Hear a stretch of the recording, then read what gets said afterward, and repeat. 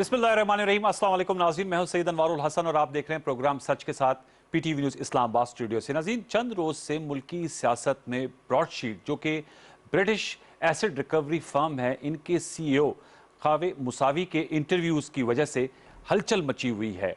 हुकूमत की जानिब से भी इन इंकशाफात पर एक बैनुल वजारती कमेटी बनाने का फैसला किया गया है।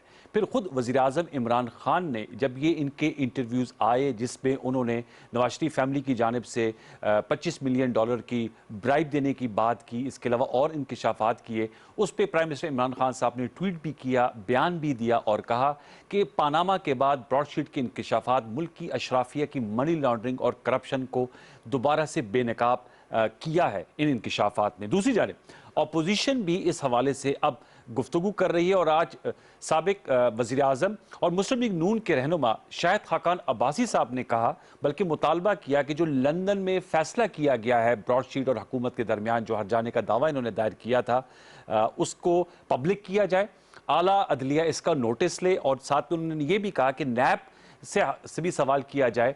उस ज़माने में ज़ाहिर बात है ये नैब ने मुआहिदा किया था और फिर ये 2003 में ख़त्म हो गया कि क्यों कर 7 अरब रुपए एक कंपनी के हवाले कर दिए गए। तो साथ में आज ये भी बात आई है कि पब्लिक अकाउंट्स कमेटी ने भी कहा है कि वो अब इसकी तहकीकात करेगी और नैब और जो मुतल्लिका इदारे हैं उनको भी तलब किया जाएगा। एक तरफ तो ये मामला ज़ेर बहस है, इस पर ज़रूर हम गुफ्तगू करेंगे। फिर आज चूंकि पाकिस्तान डेमोक्रेटिक मूवमेंट ने एक ऐलान किया हुआ है कि वो इलेक्शन कमीशन ऑफ पाकिस्तान जो इस्लामाबाद के रेड जोन में उसके बाहर आकर एहतजाज करेंगे।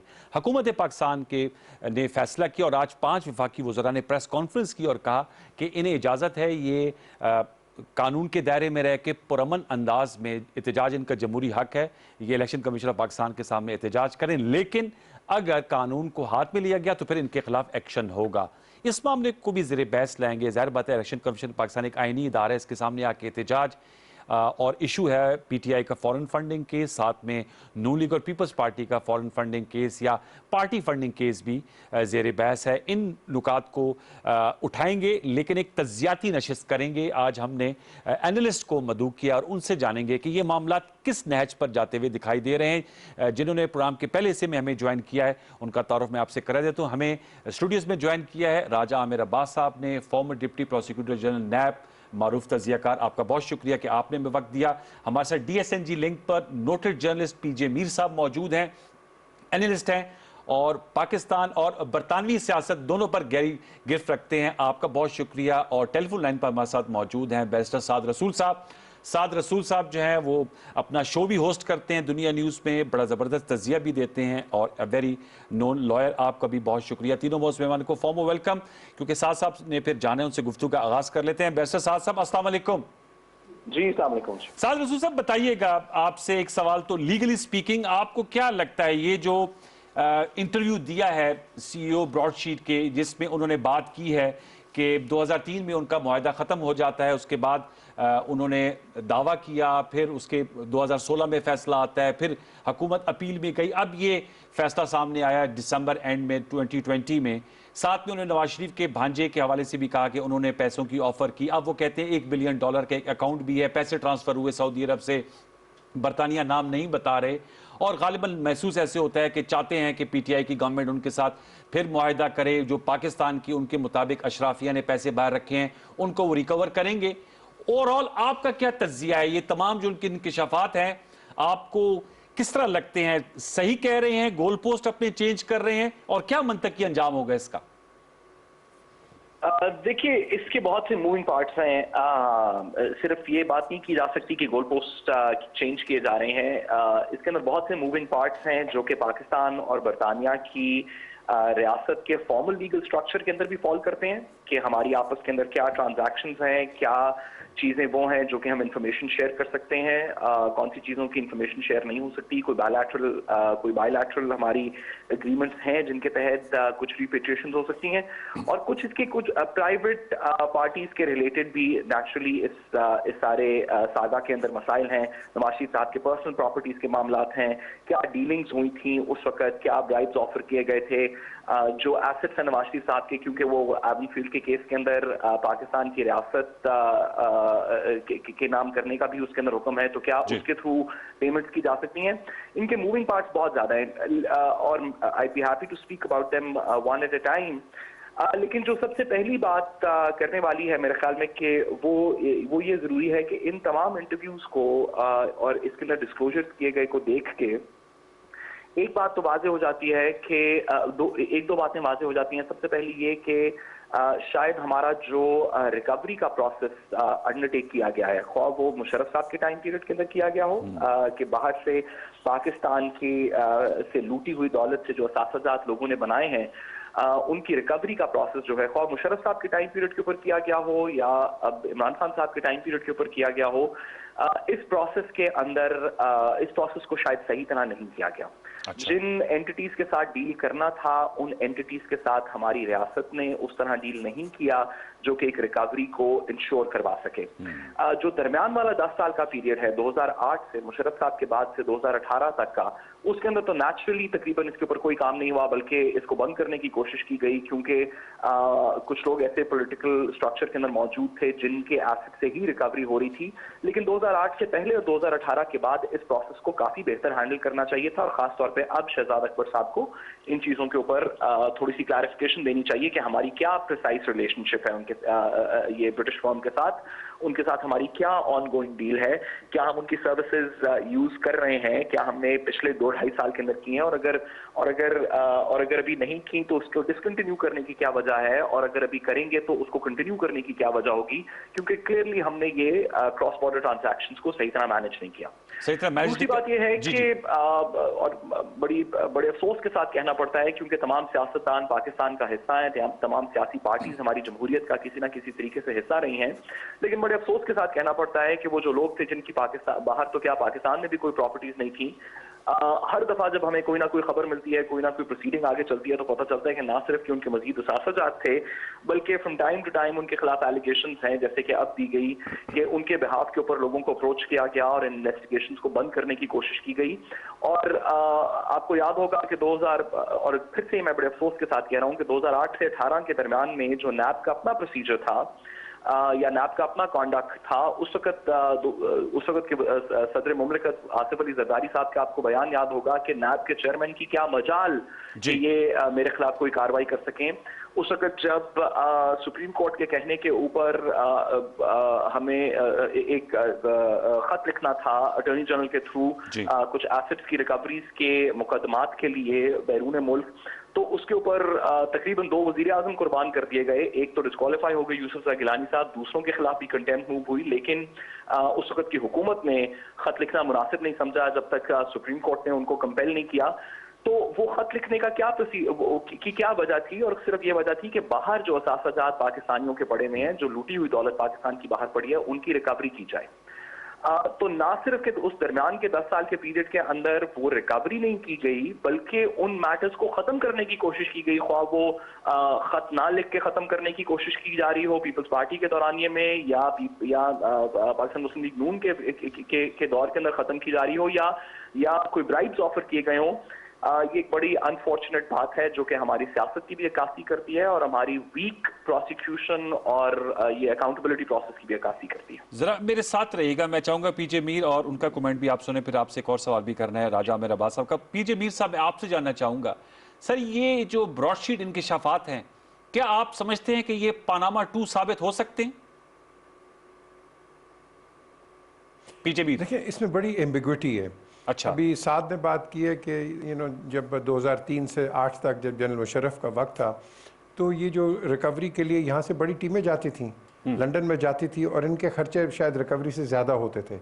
यही वजह है कि जनरल मुशर्रफ ने इसको ख़त्म कर दिया because it was costing the exchequer a lot of money.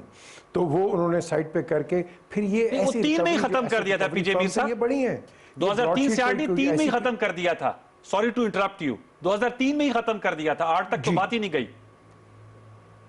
ये खत्म कर दिया था और उसके अंदर because they knew what was going on, इसीलिए इसी के ऊपर आपने अगर आप देखो तो इसका जो फॉलो अप था, it was an NRO which was a mistake, he admits it, but having said that was our internal affair. आप एक्सटर्नली जब जाते हो डिटेक्टिव एजेंसीज के पास या रिकवरी एसेट रिकवरी कंपनीज के पास, वहाँ हज़ारों की फिरती हैं, हर किस्म का फिरता है। और ये इनको मैं कहता हूँ ये जेन्युइन नौसरबाज होते हैं ये लोग। लेकिन अच्छा। क्योंकि हम यहाँ जो आज प्राइम मिनिस्टर ने बात की, बड़ी अच्छी बात की, भाई ट्रांसपेरेंसी दिखाओ, तुम हमें बताओ कि what was your understanding, what was your undertaking and what was the actual result out of it. आप एक्यूज तो हर एक को कर देते हो, but we need actual proofs out of it. और ये बड़ी एम्बिग्विटी के अंदर काम हुआ है, जिसके साथ साथ ये साद इज एब्सोल्युटली राइट कि you know the NAB has to be more proactive in this. क्योंकि जो ये अब अपना इतना डैमेजेस मांग रहा है कि भाई मेरा इतना डैमेज है, ये तो ब्रॉडबैंड कर रहा है, ये तो बैंड बजा रहा है पाकिस्तान की। तो मैं समझता हूँ कि इसके अंदर जब तक, एंड शायद Khaqan Abbasi is also right, भाई तुम बताओ and then everything will be on the table. वो अब पैसा लेना चाह रहा है पाकिस्तान से ऑन, आप कह लो कि ऑन हाइंडसाइट पे ये काम नहीं होगा। We have to come on the table, he has to sit on the table and you know बात क्विट प्रो की करे हमारे साथ। क्योंकि अगर ये नहीं करेगा, मैं आपको बता रहा हूं, ये एक और एक पॉलिटिकल, जिस तरह भी आपने सवाल किया अनवर, कि ये पैनामा 2 निकल आएगा। So we have to be fair for everybody. और ये इसीलिए आगे ही इज राइट, 2008 और 18 के दरमियान everybody was quite because the parties involved were also in that you know, आप कह लो कि इस एपिडेमिक में थे ये जो रिकवरी वाला। तो मैं समझता हूँ इसके अंदर जब तक आपकी ट्रांसपेरेंसी नहीं होगी, we should not jump the gun, we should be very careful because we don't know कि व्हाट आर द इनसाइड्स। किसी को पता है? आज तक नहीं पता। 2003 से लेकर आज अभी तक ले लो, 21 हो गए, किसको क्या पता है? So first of all it has to be clarified, it has to be written straight away, and and I'm sure Raja Sahab will tell you more। हम किस तरह के किसी पे कोई बात कर सके, भाई वो इतने ले गया, वो इतने ले गया, हमें तो पता ही नहीं है किसका क्या है। नैब की तरफ से ये एक चीज़ आती है, हमने इतने बिलियंस ले लिए, इतने रिकवरी कर दी, but that is not good enough. We need to be knowing exactly कि किसने क्या किया और ये पैसे कितने मांग रहे हैं। ठीक, राजा आमिर अब्बास साहब, मैं आपसे जानना चाहूँगा, बताइएगा, अब एक तो ये सवाल उठ रहा है कि 2003 में ये मामला ख़त्म होता है, उसके बाद ज़ाहिर बात है अदालत में जाते हैं, और आपसे ऑफ द रिकॉर्ड पूछ रहे थे, आपने बताया 2016 में फैसला आता है, फिर अपील में क्या 2020 में आया। टाइमिंग्स बड़े इंपॉर्टेंट होते हैं। ये जो मुसावी साहब का जो इंटरव्यू है, इसके टाइमिंग्स आप कैसे असेस करते हैं from a legal perspective, from a political perspective, what he is up to? I'll give you the exact picture। जी, 2003 से शुरू होते हैं। अभी साद ने भी बात की, पीजे ने भी बात की कि जी 2008 तक बड़ा नैब कमाल कर रही थी, बड़ी रिकवरीज की एफर्ट कर रही थी। द डे 2003 ये टर्मिनेट हुआ, जनरल अमजद ने रिजाइन किया, प्रोसिक्यूटर चला गया, और नैब जिस काम के लिए बना था, नैब बना था रिकवरीज के लिए, अनर्थ करने के लिए ये लूटेड एंड प्लंडर्ड अमाउंट को। और नैब ने क्या किया, जब मुशर्रफ ने कहा कि उसको ऑक्सफोर्ड यूनियन की मीटिंग में इसी को मिला और इसने कहा कि आप ए को निकाल दें, इसमें से बी को निकाल दें, सी को रख लें, डी को निकाल दें, तो उस दिन से ही वो जो नैब की एक जिसको कहते हैं ना कि अक्रॉस द बोर्ड या ऑनेस्टी, वो कंप्रोमाइज होगी। और नैब ने क्या किया, नैब ने इसको यकतरफा तौर पे टर्मिनेट कर दिया। अब टर्मिनेट क्यों किया? टर्मिनेट इसलिए किया कि मुशर्रफ ने नवाज शरीफ को एनआरओ 2003 में दे दिया कि जब मुशर्रफ इस मुल्क से, नवाज शरीफ इस मुल्क से बैरून मुल्क चला जाता है, सऊदी अरब चला जाता है, ऑल्दो उसको सजा हुई थी तैयारा हाईजैकिंग केस में, सदर थे और इन्होंने उसको माफ़ी दी और उसकी सज़ा ख़त्म की। लेकिन उसके साथ साथ अभी जी की नैब बड़ी अच्छी थी, नैब का केस बहुत बड़ा चल रहा था जिसमें नवाज शरीफ अरेस्ट था और वो उधर बंद था अटक किले में। और केस क्या था? हुदैबिया पेपर मिल्स का, अगर if you recall, Hudaibiya paper mills में हम कहते हैं कि नैब एक इंडिपेंडेंट अदारा है। नैब अगर चले, वो तो सरकार का केस था, वो वाला हाईजैकिंग वाला, ये तो नैब की इन्वेस्टिगेशंस थी, नैब का मुल्जिम था, नैब के केसेस चल रहे थे। नैब ने क्यों जाने दिया नवाज शरीफ को बैरून मुल्क, जो कि इतने बड़े case? It was from 2003 onwards कि नैब जिस पर्पस के लिए बनी थी वो खराब हो गई और मुशर्रफ साहब ने उसको पॉलिटिकल आर्म ट्विस्टिंग के लिए यूज करना शुरू कर दिया।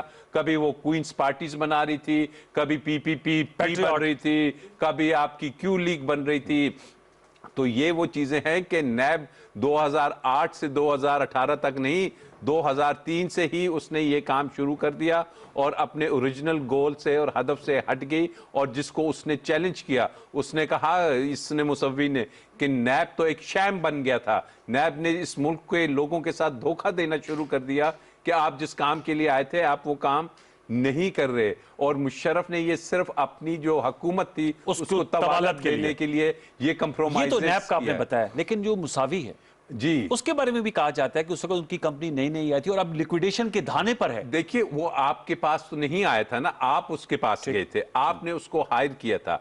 आपने जब उसको हायर किया तो वो कहता है 200 बंदों की लिस्ट उसको खुद से तो नहीं आई थी, आपने वो लिस्ट दी थी, उस लिस्ट पे उसने काम किया।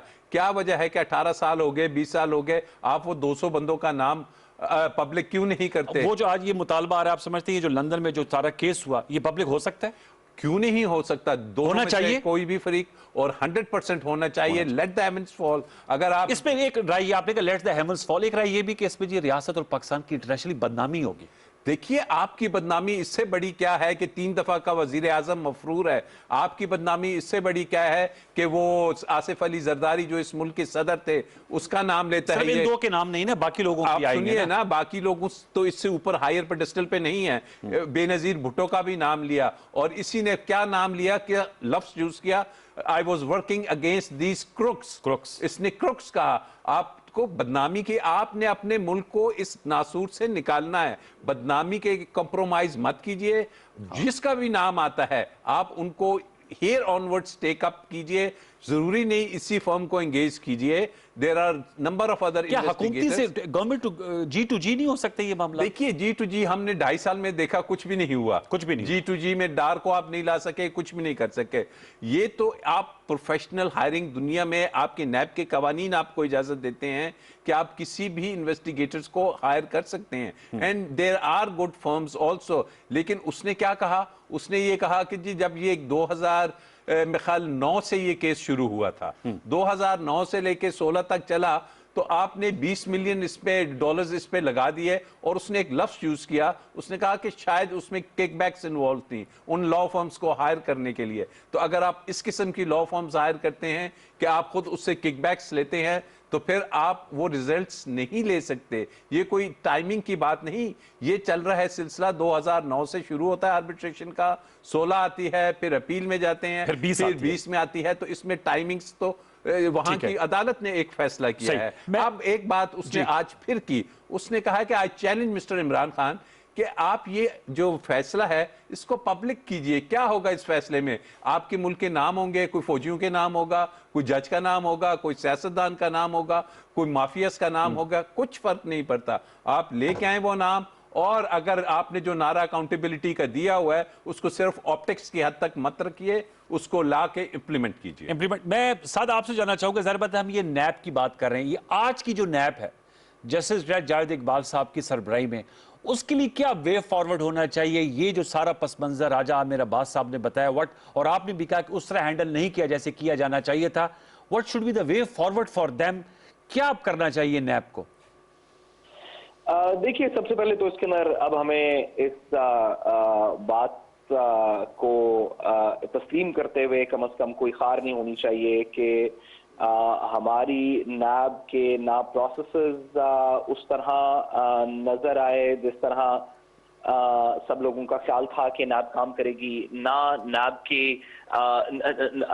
और राजा साहब यहाँ बैठे हैं तो वो मुझसे बेहतर ये बात बता सकते हैं कि राजा साहब की तरह के 2-3 एक्सेप्शंस को आप अगर निकाल दें तो नैब के प्रोसिक्यूशन के अंदर भी नैब की प्रोसिक्यूशन डिपार्टमेंट के अंदर भी बहुत सी कमियां हैं, नैब की इन्वेस्टिगेशन के अंदर भी बहुत सी कमियां हैं, और जिस तरह नैब की तारीख के अंदर नैब को इस्तेमाल करके पॉलिटिकल इंजीनियरिंग की गई, तो इस पर्टिकुलर नैब का जो जस्टिस जावेद इकबाल साहब वाली नैब है, इसका तो बल्कि काम था कि ना सिर्फ कि इतनी शफाफियत से काम करे कि ना सिर्फ कि इस दफा के प्रोसेस के ऊपर उनके ऊपर कोई उंगली ना उठाए, बल्कि पिछला जो दाग था वो भी किसी तरीके धोने की कोशिश करें कि ना पॉलिटिकल इंजीनियरिंग के थ्रू चलती है।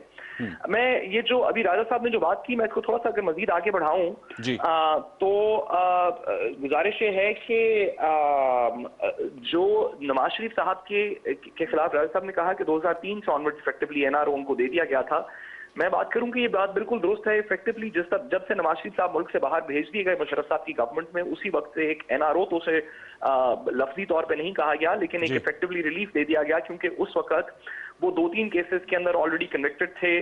ना सिर्फ के हुदैबिया का केस चल रहा था और वो तैयारा हाईजैकिंग के अंदर कन्विक्टेड थे, बल्कि साथ ही साथ राजा साहब को याद होगा कि एक हेलीकॉप्टर का केस था जिसके अंदर उनको कन्विक्शन हुई थी असासाजात रिलेटेड, यानी कि white collar crime related.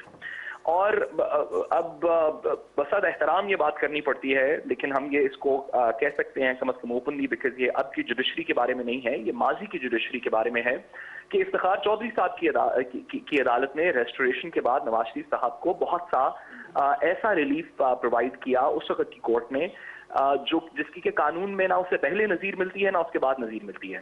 For example, Nawaz Sharif साहब की जो तैयारा हाईजैकिंग वाली कन्विक्शन है, वो 9 साल बाद अपील सुनी गई। उन्हें कन्विक्शन हो चुकी थी, 90 दिन का टाइम पीरियड था जिसके अंदर अपील फाइल की जा सकती थी। 90 दिन का टाइम पीरियड गुजर गया, उसके बाद 9 साल के बाद इफ्तिखार चौधरी साहब की अदालत ने, की सुप्रीम कोर्ट ने, उस वक्त की सुप्रीम कोर्ट ने सुन के तो उनकी कन्विक्शन सेट असाइड कर दी। इसी तरह बहुत से लंबे डिले के बाद उनकी जो हेलीकॉप्टर वाली अपील है वो भी सेट असाइड कर दी गई, और हुदैबिया के साथ हमने ऑलरेडी देखा कि क्या हुआ। अल्लाह का शुक्र है कि अब हमारी रिसेंट पास्ट के अंदर हमारी सुप्रीम कोर्ट मेरिट्स के ऊपर फैसले कर रही है। फैसले किसी के हक में भी हो, मेरिट्स के ऊपर फैसले हैं, लेकिन माजी के अंदर जिस टाइम पीरियड की इफेक्टिवली बात हो रही है उस पे ना सिर्फ, लेकिन साथ कर रहा माजरत वो फिर नून लीग वाले अरशद मलिक जज, अब तो वो अल्लाह ताला गनी के रहमत करे फौत हो गए, उनके फैसलों की भी बात करते हैं। जी बिल्कुल, लेकिन माजी के अंदर कम अज कम एक ऐसा टाइम पीरियड आया था नवाज शरीफ साहब के वापस आने के बाद 2007-8 के बाद, और उसके बाद जब 16 मार्च 2009 को इफ्तिखार चौधरी साहब बहाल हो गए, उसके बाद से लेके एक ऐसा टाइम पीरियड आया जिसके के अंदर बड़े अफसोस के साथ कहना पड़ता है कि ऐसे रिलीफ ग्रांट किए गए नवाज शरीफ साहब को कम अज कम जो के जिसकी के नजीर नहीं मिलती। और मैंने आपको एक एग्जांपल बता दी कि 9 साल बाद जी अपील लगी। एक लिमिटेशन का कानून है जो कहता है कि 90 दिन के अंदर अंदर अपील फाइल करनी जरूरी है। 9 साल बाद अपील फाइल की गई और उनके हक में फैसला किया गया। इसकी तारीख पाकिस्तान की तारीख में ना इस केस से पहले कोई और नजीर मिलती है, ना इस केस के बाद कोई और नजीर मिलती है। ये राजा साहब बैठे हैं, ये और मैं अगर अदालत चले जाएं किसी एक केस के अंदर जिसमें 9 साल पहले फैसला हुआ और कहें कि जी हम अपील फाइल करना चाहते हैं और प्रेसिडेंट के तौर पर नवाज शरीफ साहब का केस दें, तो अदालत कहेगी कि कोई मुनासिब केस देना, ये कानून नहीं है और इस तरह मुकदमे। साथ इस पे एक ब्रीफ कमेंट दे, फिर मैंने ब्रेक पे जाना है, उसके बाद जरूरत है मैं पीजे मीर साहब के पास जाऊंगा। जो अब ECP election commission of Pakistan के बाद एहतजाज करने जा रही है अपोजिशन, फॉरेन फंडिंग केसेस के हवाले से आपकी क्या राय है? ये फॉरेन फंडिंग और प्रोहिबिटेड फंडिंग में क्या फर्क है, कुछ व्यूअर्स को बताइएगा, और ये क्या जल्द फैसला हो जाना चाहिए? देखिए, मैं किसी पॉलिटिकल पार्टी का मेंबर नहीं हूं, तो मुझे ये वाली बात करने में कोई खार नहीं है कि कानून की खिलाफ वर्जी किसी ने भी की हो। कानून की खिलाफ वर्जी पीटीआई ने की हो, इमरान खान साहब ने की हो, उनकी पार्टी के किसी मेंबर ने की हो, अपोजिशन के किसी शख्स ने की हो, अल्लाह देता ने की हो, मुख्तार अमाई ने की हो, मैंने की हो, आपने की हो, कानून की खिलाफ वर्जी जिस किसी ने भी की हो उसको कानून के मुताबिक सुना जाना चाहिए और कानून के मुताबिक उसको सजा जजा का उसका अमल होना चाहिए। पाकिस्तान पीटीआई का कहना यह है कि हमारी जो फंडिंग्स हैं उनके इफेक्टिवली उनके खिलाफ केस ये है कि उन्होंने प्रोहिबिटेड यानी कि ऐसे सोर्सेज से पैसे अपनी पार्टी के अंदर शामिल किए जो कि कानून के अंदर इजाजत नहीं है। उनका कहना 2 तरीकों की उनकी इफेक्टिवली अभी तक बज़ाहिर डिफेंस नजर आता है। एक वो कहते हैं कि ये उस डेफिनेशन के अंदर फॉल नहीं करता जो कि प्रोहिबिटेड मनी की डेफिनेशन है, जो उनको पैसे रिसीव हुए। दूसरा वो कहते हैं कि हमारी कुछ सब्सिडरी कंपनीज दीगर मुल्कों के अंदर बनी हुई हैं जो कि पॉलिटिकल पार्टी की सब्सिक्वेंटली फंडिंग करती हैं, और उन कंपनीज के अंदर अगर कोई पैसा आया तो वो वहां के मुतल्लिका कंपनीज के जो ओहदेदारान हैं वो जवाब देंगे और इसका पॉलिटिकल पार्टी से कोई ताल्लुक नहीं। जरूरी नहीं कि ये वाला आर्गुमेंट दुरुस्त हो या इस आर्गुमेंट की अदालत के अंदर इसको वैल्यू किया जाए। हो सकता है ये आर्गुमेंट एक्सेप्ट कर लिया जाए, हो सकता है ये आर्गुमेंट रिजेक्ट कर दिया जाए, लेकिन इस केस का फैसला होना चाहिए, तमाम केसेस का फैसला होना चाहिए। और कोई भी शख्स हो अभी थोड़ी देर पहले बात हो रही थी कि लेट जस्टिस बी डन दो हेवंस में फॉल। Yes. कोई भी शख्स हो, मैं हूं, आप हो, इमरान खान साहब हो, हाकिम वक्त हो, जो मर्जी शख्स हो, Nobody should be above उसके the law. खिलाफ अगर कानून, पाकिस्तान के आइन और कानून के अंदर अगर उसके खिलाफ केस बनता है तो पूरी तरह प्रोसिक्यूट होना चाहिए। बहुत शुक्रिया आपका साद रसूल, आप ज्वाइन करने का। व्यूअर्स, एक छोटा सा वक्फा लेंगे, वक्फे के बाद आएंगे तो पीजे मीर और राजा आबिर अब्बास से गुफ्तगू आगे बढ़ाएंगे। हमारे साथ रहिए।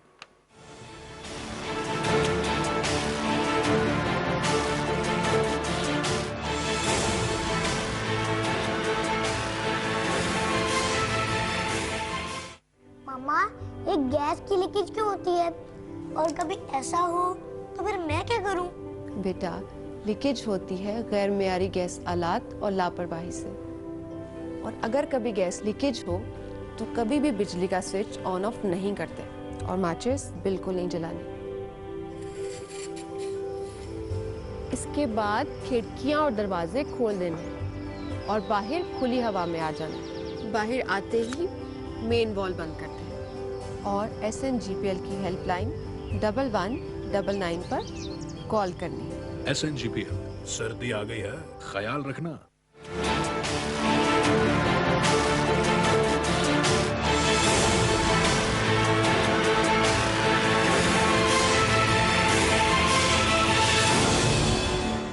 Welcome back viewers. हम गुफ्तगू कर रहे हैं इस वक्त जो सियासत में इशू ज़ेर बहस है। पीजे मीर साहब, मैं आपसे जानना चाहूंगा, आप पाकिस्तानी सियासत को बड़ी पर कई नज़र रखते हैं। आपको याद हो कि पीपल्स पार्टी के दौर में एक मंसूर एजाज नामी शख्स था और उसकी बातें और इंकशाफात भी, वो मेमो गेट फिर बना, वो पूरे मीडिया में गर्दिश करती रहती थी, उसकी बाज़गश सुनाई देती थी। क्या ये मंसूर एजाज वाला एपिसोड तो आपको नहीं लगता जो ये कावे मुसावी साहब हैं, आई होप आई एम ईरानी नजाद इनका नाम मैं सही प्रोनाउंस कर रहा हूं, एक दिन ये हुकूमत के हीरो हमें नजर आते हैं मुसावी साहब, और एक दिन हमें ये ऑपोजिशन के हीरो नजर आते हैं। ये कोई मंसूर एजाज वाला कैरेक्टर तो नहीं है सर? ये वही कैरेक्टर है। देखें, ये जो रिकवरी, ये जो एसेट रिकवरी, ये जो फर्म्स होती हैं, ये किसी की नहीं होती हैं। इनको सिर्फ अपने जो उनके जो पैसे होते हैं, that's all their interested in. They don't love anybody, they don't hate anybody, all they care is के उनके पैसे उनको मिले, दैट्स ऑल। बाकी इनकी इन्वेस्टिगेशन कैसे जाती है, ये कितना उस पर खर्च करते हैं, that is their internals. Question यहाँ जो सबसे बड़ा क्वेश्चन है अनवार, वो ये है कि हमारे कोर्ट्स जो हैं ये डिसाइड जल्दी नहीं करते, और यही वजह है कि 9-9 साल टाइम बार्ड केसेस आप उठा के दोबारा ले आते हैं। ये आसिफ जरदारी का ये केस आया है, वो टाइम बार्ड था, वो फिर उठ गया। द क्वेश्चन इज, ये जो हमारा इस सिस्टम के अंदर, मैं हमेशा कहता हूँ, ये दो हैं खातून, और ये एक उज़्मा है, एक आलिया है, उसके बाद आपके पास महफूज आ जाता है। हर केस में वो उसका जजमेंट होती है, महफूज हो जाती है। और भाई आप क्यों महफूज करते हो? बिकॉज आप जो रिजर्व करते हो उसके ऊपर एक अननेसेसरी डिबेट एक एमिनेट कर जाती है, और यही वजह है एक लोगों के अंदर मिसअंडरस्टैंडिंग्स क्रिएट हो जाती हैं, फ्रैक्चर्स हो जाते हैं, और आप देखते हैं कि उसके बाद ये रोडों पे भी लोग निकल आते हैं। तो हमें चाहिए कि स्पीडी जस्टिस, स्पीडी डिसीजंस हमने लेने, we don't need to wait on in all this. क्योंकि अभी आपने मंसूर का नाम लिया, ये केस आपके सामने, हमें we need to be expediting everything. आपको पता है over 20 million cases pending in the Supreme Court, उसके बाद हाई कोर्ट ले लें, उसके बाद 40-40, 50-50 साल के केसेस अभी तक सिविल कोर्ट्स में लगे हुए हैं। तो मुझे बताएं, लोग तो यहाँ ग्रेट ग्रैंड चिल्ड्रन लेके मर भी गए हैं, and we are debating on that. हमारा ये है कैंसर। सबसे पहले आप डिसीजन लो और खत्म करो उसको। आप उसको लिंगर ऑन करते हो, adjournment after adjournment, and unnecessary debate emanates. और यही वजह है कि हम आगे नहीं बढ़ते। इंस्टेड ऑफ प्रोग्रेसिंग, हम उसी डिबेट के ऊपर आज नहीं, महीने के बाद फिर उस डिबेट को ले आते हैं, महीने के बाद उस डिबेट को ले आते हैं, कभी एनआरओ आ जाता है, कभी कोई और आ जाता है। इसको हमने खत्म करना है। नई एहतसाब अदालतों की भी बात की थी, 120 नई एहतसाब अदालतें, उस पर पेशरफ्त तो हुई होगी। ऑलमोस्ट 30 तो तैयार है, ऑलमोस्ट 30 तैयार है। अब अदालतों में तो इजाफा किया जा रहा है, और जाहिर बात है जज साहबान भी होंगे, पीजेबी सब एक्सपीडाइट करने के लिए बेखल भी इकदाम उठाए जा रहे हैं। मीर साहब, नहीं जी, you need to hire more जजेस। आपको क्या प्रॉब्लम है? आपको पता है पाकिस्तान के अंदर कब्जा ग्रुप हर जगह बैठा हुआ है, हर किस्म के ये प्रॉपर्टी के प्रॉब्लम्स है। आप स्पीडी, आप जजेस और लेके आओ, व्हाई नॉट? मुझे बताएं ना, ये जजेस इतना काम कर सकते हैं? बेचारे नहीं कर सकते। ये आप एडिशनल लाएं। एंड यू नो जब तक आप ज्यादा नहीं लाएंगे आपके पास काम नहीं होगा। और नीचे एक आम आदमी की तो रसाई है ही नहीं है अनवार। आम आदमी के पास तो पैसा नहीं है वकील को देने के लिए, उसको क्या इंसाफ मिलेगा इस मुल्क पे। तो हमें चाहिए एक तो सिटीजन एडवाइस ब्यूरो क्रिएट करो गरीबों के लिए, इनको आप इधर से स्लॉट आउट करो। और ये जो बड़े बड़ी मछलियां हैं जिन्होंने पैसा खाया हुआ है, आप इनके लिए डेडिकेटेड कोर्ट्स लगाओ, डेडिकेटेड कोर्ट्स। और अभी साथ जो बात करके गए, NAB has to be right on top. ये नहीं कि आपने किसी को हेयर से पे पकड़ लिया बंद कर दिया, नो। जब तक आपके पास कंप्लीट प्रूफ ना हो आप उसको नहीं अरेस्ट करते। आप लगे हुए हैं ना अल्ताफ हुसैन का, कितने साल हो गए, किसी के पास प्रूफ है? ब्रिटिश पुलिस ने क्यों उसको पेडिंगटन ग्रीन पे बुला के क्वेश्चन करके छोड़ देता है? Because there is no concrete proof to get him behind bars. तो हमारे पास जब तक ये नहीं है, वो अल्ताफ इधर होता या तो वो गया था या कोई और हो चला गया। तो हमें कॉन्क्रीट प्रूफ जब तक नहीं होगा और हम up to date white collar crime के अंदर नहीं अपने आप को आप कह लो कि क्वालिफाई कराएंगे, आप इसी बहस के अंदर हम उलझते रहेंगे। वी नीड टू गेट, आपके पास नए लड़के आ रहे हैं, बैरिस्टर्स आ रहे हैं, नए लॉयर्स आ रहे हैं। We need to groom them into something to make the judicial system in this country pro effective. वो नहीं है इस वक्त। ये मुझे बताएगा राज साहब, ये सवाल आपके पास भी दूसरे जावी से मंसूर इजाज का, तो मैंने कहा ये मामला किसी मंतकी अंजाम तक पहुंचेगा या नेमिंग और शेमिंग तक ही महदूद रहेगा ये ब्रॉडशीट वाला? अगर तो हम हुकूमत की जो एसेट रिकवरी की जो पिछले 2.5 साल की परफॉर्मेंस देखते हैं फिर तो उस पे तो सवालिया निशान है। क्योंकि बैरिस्टर शहजाद अकबर साहब तो उसी के सरबराह हैं और एडवाइजर हैं। कोशिश करेंगे वो, लेकिन हमें रिजल्ट नजर नहीं आया। ठीक है, क्यों? उसकी रुकावट क्या है? विल तो है, प्राइम मिनिस्टर साहब तो हर तकरीर में कहते हैं। रुकावट की कुछ बेसिक वजूहात हैं कि ये ज़हन में रखिए कि जो लंदन है या यूके है वो सेफ हेवन है, वहाँ पे दुनिया जहान की लूटी हुई रकम पार्क होती है। उनकी गवर्नमेंट कभी नहीं चाहती कि उनके मुल्क से अरबों खरबों डॉलर्स के अमाउंट ट्रांसफ़र हो जाएं वापस थर्ड वर्ल्ड कंट्रीज़ में जहाँ से ये लूटिंग एंड प्लंडरिंग हुई है। दे नेवर वांट, वो तो कहते हैं और भर के लाओ यहाँ पे जमा करो। थोड़ा सा अभी वो ट्रेंड चेंज हुआ है कि जब वो अनडिक्लेयर्ड वेल्थ ऑर्डर आया और उन्होंने वो गिमिक्स शुरू की। फिर ये देखिए कि यूके के में सिर्फ पाकिस्तान नहीं, नाइजीरिया के थे, यूक्रेन के थे, इंडिया के उनका प्रोसेस को उन्होंने इतना टीडियस बना दिया है। आप कह रहे हैं टीडीएस हैं और पीजे मीर साहब कह रहे हैं कि वो इतना फुल प्रूफ करते हैं। नहीं, कोई देख लीजिए, इमरान खान ने अभी ये बात भी की थी जब ये कॉन्फ्रेंस हुई थी, तो उसने कहा था कि आप लोगों के जो ये प्रोसेस है जहां से हमने ये पैसा वापस लेके जाना है, इसको आपने इतना मुश्किल बनाया है कि सालों साल लग जाते हैं। तो ये तो आपको प्रॉब्लम्स आएंगी उधर। लेकिन क्या वजह है कि इनकी ये तो बाहर की प्रॉपर्टीज है ना, उससे ज्यादा इनकी पाकिस्तान में भी प्रॉपर्टीज हैं। आपकी दर्जनों शुगर मिल्स पड़ी हुई हैं आपके सामने बड़े बड़े महल पड़े हुए हैं, आपके सामने जाती उमरा पड़ा हुआ है। एवन फील्ड वगैरह तो आप तो अटैच तो नहीं कर लिया? अब तो इस्लामाबाद हाई कोर्ट ने उनकी नहीं अटैच नहीं कर सकते ना आप ऐसे, उसमें वो रह रहे हैं। इस्लामाबाद हाई कोर्ट नहीं, ट्रायल कोर्ट ने उसको फोरफीट कर लिया है, फोरफीट किया है। बाहर के सरकार जब्त हो गए, लेकिन उसको एग्जीक्यूट नहीं कर सकते। प्रैक्टिकल सूरत कैसे एग्जीक्यूट नहीं कर सकते? एग्जीक्यूट तब होगा कि जब आपकी डिग्री वहां जाके उनकी अदालतें इजाजत देंगी और आप उनको नीलाम कर पाएंगे। That is the only way, which is again a lengthy process. अब बात यह है कि तो क्या यही तो मैं पूछ रहा हूं कि ये कोई इस पे कोई अमली जामा पहनाया जा सकता है? अमली जामा पहनाया जा सकता है। आप प्रॉपर वहां पे फोरम्स में जाइए, वहां की अदालतों में जाएं और वहां पे इस केसेस को शुरू तो कर देना, भले से 4 साल लगे 8 साल रखें उधर से। ये जो आमिर भाई ये जो 2 करोड़ और 87 लाख डॉलर भी चले गए, टैक्स पेयर मनी था, ये जो गए हैं आपके पैसे, ये कौन पूरा करेगा? अब बात ये हो रही है, Who should be blamed for it? अब बात ये हो रही है कि आप बड़े आसानी से हम कह रहे हैं कि जी वो जौन सा है मूसवी है, हाँ। ये तो कोई पैसे हड़प कर गया, हमारे हड़प कर गया। आप एक बात ज़हन में रखिए, वहां की अदालतों में 2009 से लेके 2020 तक ये केस चले हैं। ये फैसला उसने नहीं किया, ये फैसला लंदन की अदालतों ने किया है। मैं वो मान के मैंने कहा ये जो टैक्स पेयर मनी है 2 करोड़ 87 लाख, जिसने इसका जिम्मेदार तो उस वक्त की नैब जनरल अमजद ने जब छोड़ दिया, जब प्रोसिक्यूटर चला गया, आपको पूछना चाहिए कि ये पैसा खाली ये नहीं है। मैं आपको एक और बात बताता जाऊं कि इस पैसे के अलावा भी मिलियंस ऑफ डॉलर्स की इनकी एक आउट ऑफ कोर्ट सेटलमेंट हुई थी इसी फर्म के साथ, और जब वो पैसे दे दिए गए तो एक शख्स था वो बाद में फौत हो गया। उस शख्स के बारे में आके इस कंपनी ने कहा जनाब वो तो हमारा इस कंपनी से कोई ताल्लुक ही नहीं, आपने उसको क्यों पैसे दिए? और ये भी पूछा जाए कि भाई उस शख्स को कौन इतने मिलियंस ऑफ डॉलर्स दे के आया और सेटलमेंट कर लिया एक थर्ड पार्टी से जिसका इस केस से कोई डायरेक्ट वास्ता ही नहीं था।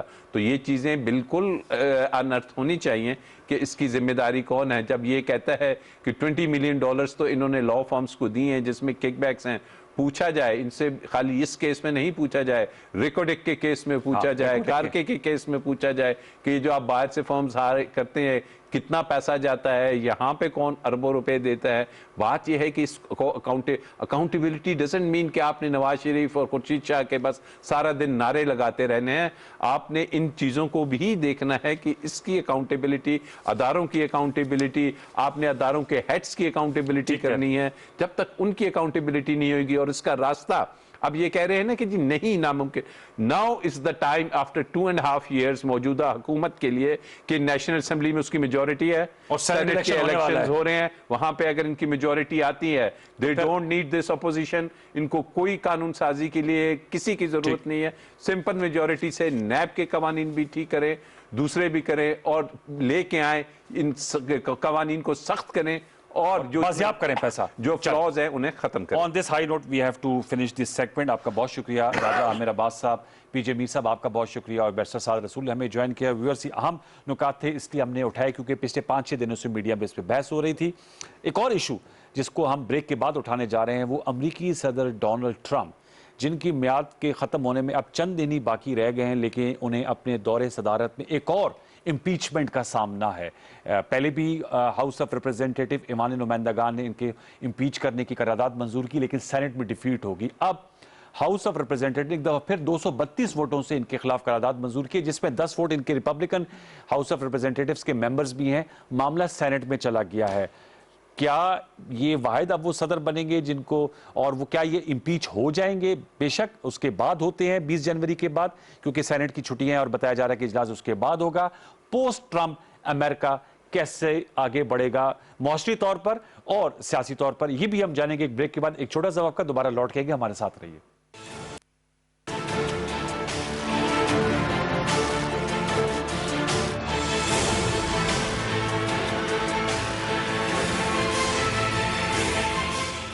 मामा, एक गैस की लीकेज क्यों होती है? और कभी ऐसा हो तो फिर मैं क्या करूं? बेटा, लीकेज होती है गैर मेयारी गैस आलात और लापरवाही से। और अगर कभी गैस लीकेज हो तो कभी भी बिजली का स्विच ऑन ऑफ नहीं करते और माचिस बिल्कुल नहीं जलानी। इसके बाद खिड़कियां और दरवाजे खोल देने और बाहर खुली हवा में आ जाना। बाहर आते ही मेन वॉल बंद करते हैं और SNGPL की हेल्पलाइन 1199 पर कॉल करनी है। SNGPL, सर्दी आ गई है, ख्याल रखना।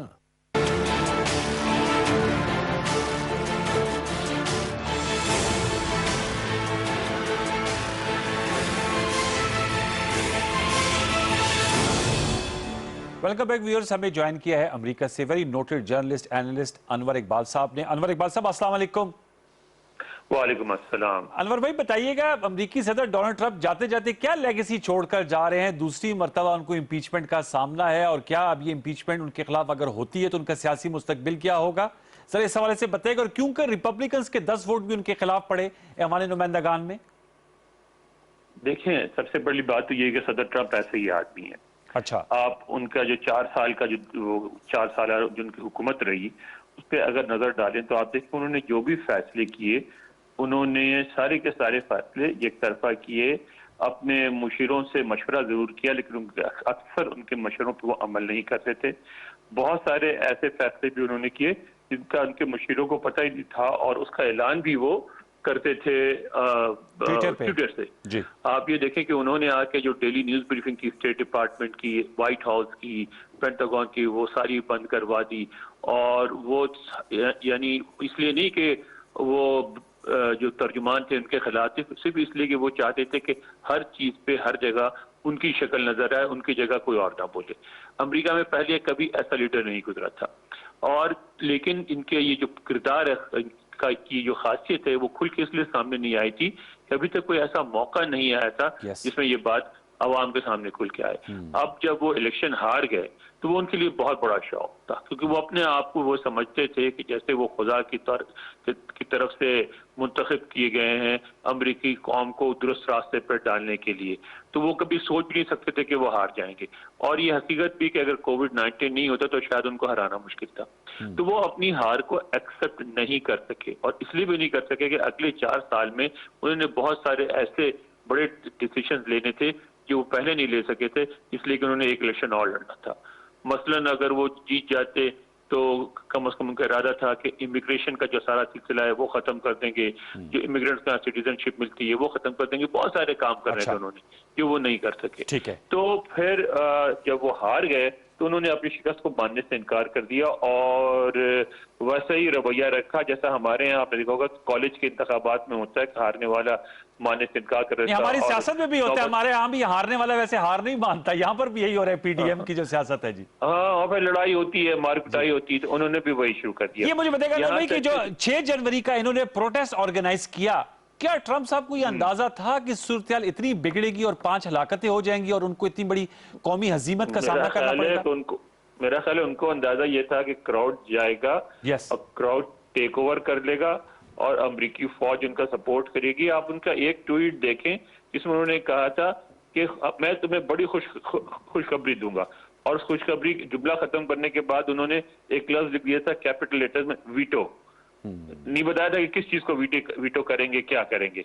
मेरा ख्याल है उनका प्रोग्राम ये था कि इस तरह वो जो है अव्वल तो सबसे पहले वो डिपेंड कर रहे थे अपने नायब सदर पे और जो सेनेट के लीडर थे मिच मैकॉनल पे कि वो उनको सपोर्ट करेंगे, और जो नायब सदर पेंस है वो इंतखाबात के नतायज को कालेदम करार दे देंगे और उसको भेज देंगे सेनेट में, और सेनेट उनके हक में फैसला कर देगा, और उसके बाद वो बाकी चीजों को वीटो करके और अपने आप को 4 साल के लिए डिक्लेयर कर देंगे सदर। आप उनके देखें किस तरीके से वो अपील कर रहे थे, उन्होंने क्या यानी कौन सा गैर जमहूरी फेल ऐसा है जो उन्होंने नहीं किया हो, स्टेट ऑफिशियल्स को फोन करके प्रेशर डाला।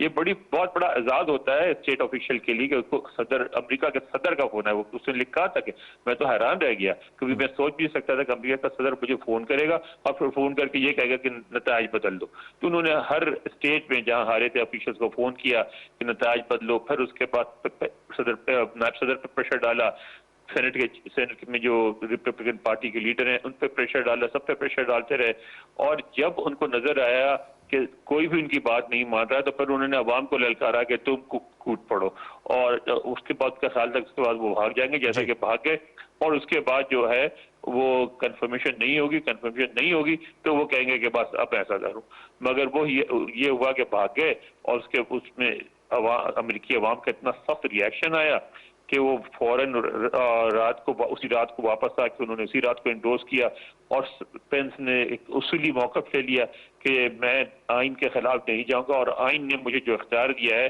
वो इख्तियार ये नहीं दिया है कि मैं नताइज को जो इलेक्शन के नताइज उसको उस पर बदल दूं। अब ये मुझे बताएगा उसको बदल दूं, वो तो उन्होंने एक्सेप्ट कर ली। मुझे ये बताएगा कि ये अब जो इम्पीचमेंट मुआवजे की तहरीक मंजूर हो गई है, क्या सेनेट से पास हो जाएगी या पहले इम्पीचमेंट की तरह डिफीट हो जाएगी? इम्पीच तो वो हो गए, वो पहले भी जो इम्पीच हुए थे वो उनके नाम के साथ लग गया इम्पीच प्रेसिडेंट, अब हो गए ट्वाइस इम्पीच प्रेसिडेंट। सेनेट जो है इम्पीच नहीं करता, सेनेट उसका ट्रायल करता है और कन्विक्ट करता है। कन्विक्शन मेरा ख्याल है नहीं होगी, करके सेनेट में यानी 19 तारीख के बाद दोनों की तादाद बराबर जाएगी 50-50, और फिर वाइस प्रेसिडेंट का वोट मिला के वो 51 बन जाएंगे, तो सेनेट के सारी जो चेयरमैनशिप है मुख्तलिफ कमेटीज की है वो सारी चली जाएगी डेमोक्रेट के पास, लेकिन इनको कन्विक्ट करने के लिए इनको 2/3 मेजॉरिटी चाहिए जो इनके पास नहीं है। 67 वोट चाहिए इनको आउट ऑफ 100, वो उनके पास कभी भी नहीं होंगे।